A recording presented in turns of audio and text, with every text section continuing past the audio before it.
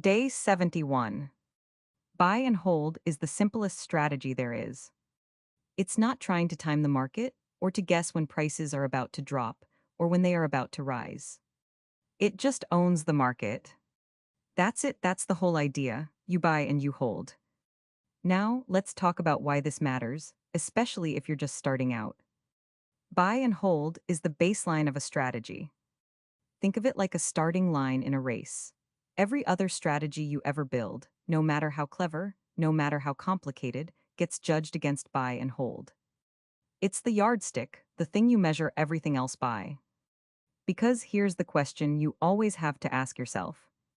If your strategy cannot beat buy and hold over the long run, then all that extra complexity was wasted effort. Think about that for a second. You spent hours, maybe weeks, building indicators, writing conditions, testing entry and exit points.